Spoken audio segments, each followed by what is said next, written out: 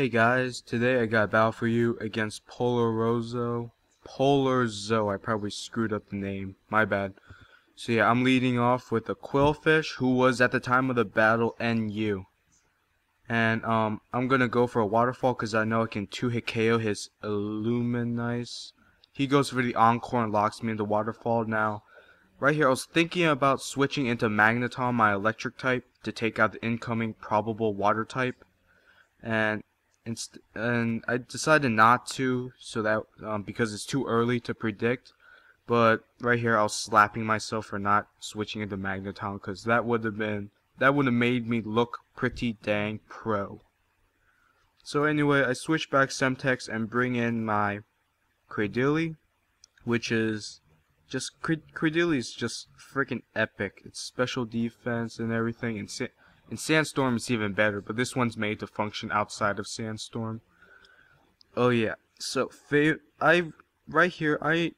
because of this battle, this is the reason why I really hate Phione right now, because of its ability to not get statused under the rain, and its ability to carry rest and to heal off all the damage without any consequences.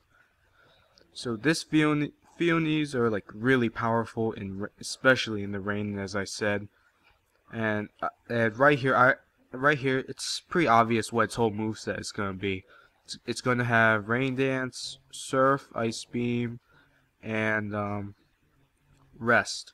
So right here, I'm just trying to stall out some turns of rain and also see how much Earthquake does to this Phione with my Cradily. It's not gonna do. It's only doing 50% with the crit, so it's gonna do about quarter each time. Right here, I know this is getting us nowhere, so we both decide to recover. He used rest, I used recover, so that way later, if I switch Cradily back in, it's gonna be at full health. So now, no, I believe the next turn the rain ends. So I'm going to switch out into my Qwilfish because I ran some calcs and I know Qwilfish is 2-hit KO'd, but hopefully this gives me time to set up one layer of spikes and maybe explode. But instead he gets a critical hit. So now I'm torn between 3 moves: Taunt, Explosion, and Spikes. Now Spikes really helps me take away Focus Sash and stuff, and help damage incoming pokes. Explosion, would help me take out this Phione, but I didn't want a ghost type switching in, so I just went for the taunt, so that way it won't put up rain. But that was actually a bad choice, as you will see later in the battle. I really should have set up a layer of spikes instead. That would have helped so much more. So yeah, I bring in Cradily again to because now I have a plan in my head. He's gonna Ice Beam me. That's gonna do about third-ish. I'm gonna go for the Toxic and just stall out his turns of taunt, so that way he can't set up the rain, and Toxic is just gonna keep piling up and up on it. Meanwhile, I think next turn I recover. Yeah, I'm just gonna wait until taunt where I'm just gonna get as much damage on this thing as much as possible before it sets up the rain again, because now it can't use rest or rain dance. So now I just really want to get a lot of damage on this thing. He goes for the Ice Beam again. Cradily, being the beast it is, it's not gonna take it out unless it's a crit or a freeze, which he didn't get, so yay. Gonna recover off all that damage. We're eating our lefties, yada yada yada. He's getting hurt by poison, and right here his taunt wears off. So next turn I'm pretty sure I go for the Earthquake to get some more damage on it, because yeah, I predicted it to use Rain Dance.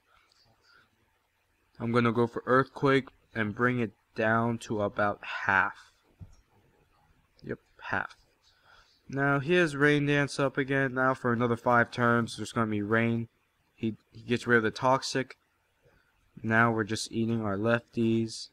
Now right here I predict him to go for rest just to get the all his health back, so I go into my Magneton, but he makes a really great play, smart play here, and just goes for the surf, probably predicting a switch.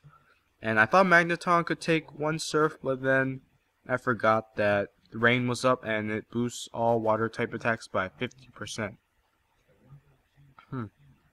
So yeah, it's eating his lefties, and right here I send out my Pinsir, who I really should have sent out much earlier. Send out my Pinsir, and next turn I predict him to switch out, so therefore I go for a Swords Dance. See, he's thinking about it for a little while. No, still thinking about it, still thinking about it, and I predicted him to switch just as I thought. He sends out his Death Fodder while I Swords Dance up, and Pinsir becomes a real beast after a Swords Dance. And as long as you take out all the other team's priority users and faster pokes than Pinsir, it's really just gonna tear stuff up. Right here I go for the X Scissor, take it out, and my life orb is starting to hurt me.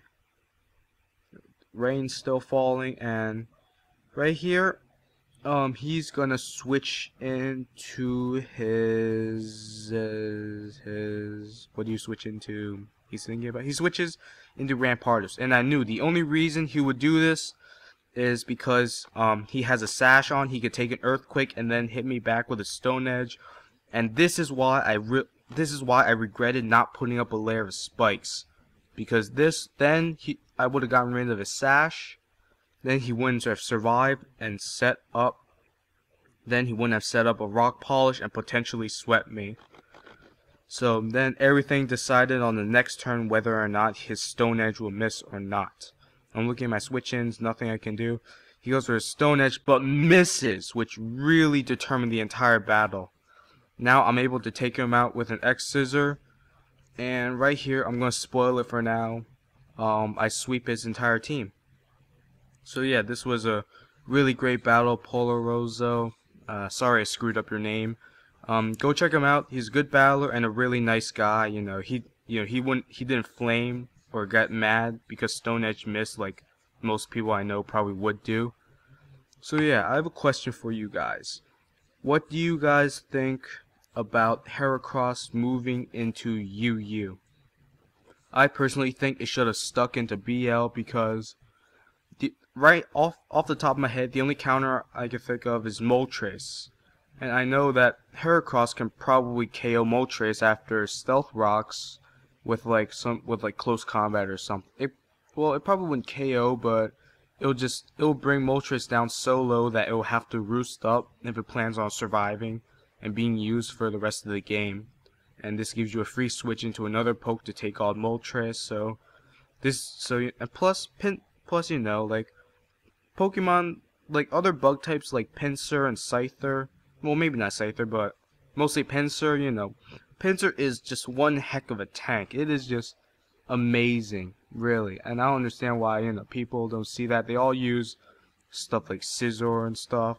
Oh yeah, he brought in Donphan, which was UU, but I didn't really mind, because I also had Primeape and Qwilfish on my team who were at the time NU, as I said before, but now they're UU.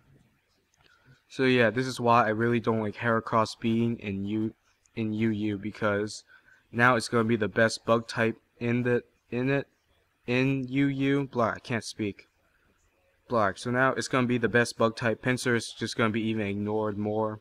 Heck, even Scyther probably might not be able to do it. Be able to make it because of Stealth Rocks. So yeah, it was a 4-0 sweep. It was actually a pretty close game because the whole battle decided on the miss of one move. So yeah, good battle, Polarrzo, and see you guys next time.